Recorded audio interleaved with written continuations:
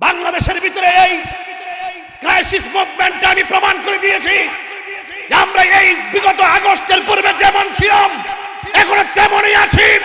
আমরা কখনো কোনো ব্যক্তির দালালি করি নাই, আমরা মদিনাওয়ালার প্রেমের দালালি করেছি, প্রমাণ করেছি।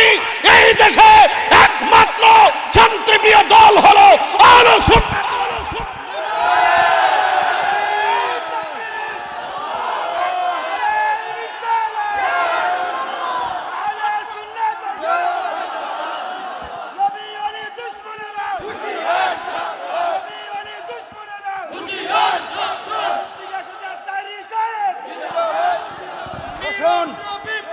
বসুন, সবাই বসুন।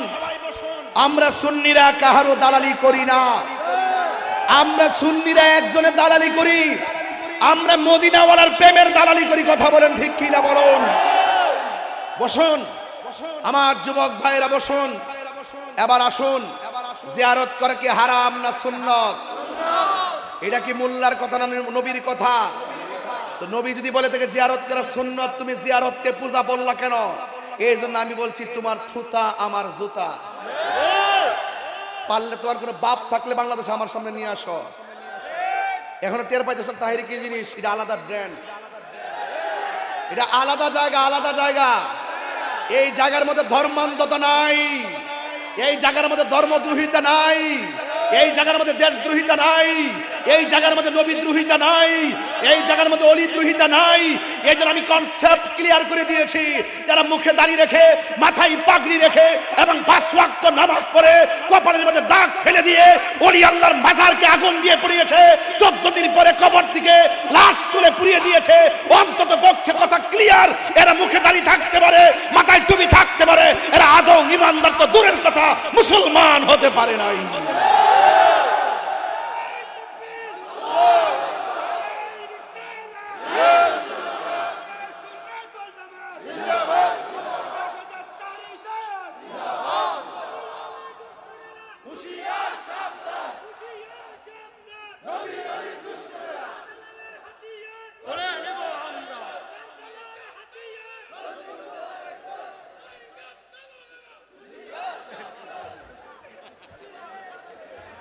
আল্লাহু আকবার বলেন। আমি কিন্তু আজকে আসছি নরম শুরু করতাম। আমি কিন্তু মূলত নরম শুরু কিন্তু শুরু করছি যখন আমার মনে হয়ে গেছে এই দেশে ইসলাম চাল্লার অলিরা, আজকে আমরা যে এত তরিকাপন্থী মানুষ, দিল যে নরম অলিদের কারণে।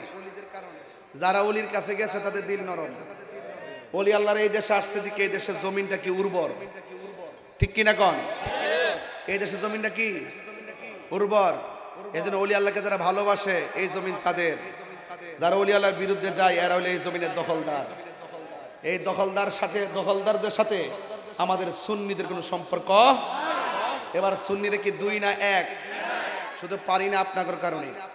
আমরা সুন্নিরা যদি আজকে ওয়াদা করি, জীবনে অনেক ভোট দিছি, জীবনে অনেকের পিছে ঘুরছি, আমরা বিনিময়ে কি পাইছি? দেখা গেল যারা আম্মা ডাকছে, যারা খালাম্মা ডাকছে, যারা লুঙ্গি তোলে থাকে চা বিস্কুট খাইছে, এরাই মনে করেন যে সব সুবিধা বুক করছে, আর আমরা বানিয়ে রাখছে সংখ্যালঘু। অথচ এই দেশে শতকরা 75% তরিকাপন্থী সুন্নি মুসলমান। তো এরা যদি বট বাহিনী হয়ে অনলাইনের কাপায় যদি বুঝাইতে পারে যে আমরা বিশাল সংখ্যা আর আমরা পাড়ায় পাড়ায় সুন্নিদের মানুষ আছে, আমরা কি বুঝাইতে পারি না? এবার নিয়ত করেন সুন্নির ভোট সুন্নির দিব।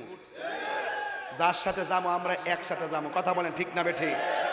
যার সাথে যাবো একসাথে, দেশ বাঁচাই তুইব, ধর্ম বাঁচাই তুইব। এখানে ধর্মের উপর আঘাত আসছে, দেশের উপর আঘাত আসছে। এই জন্য দেশের উপর আঘাত আসলে আমরা বরদাস্ত করতাম না।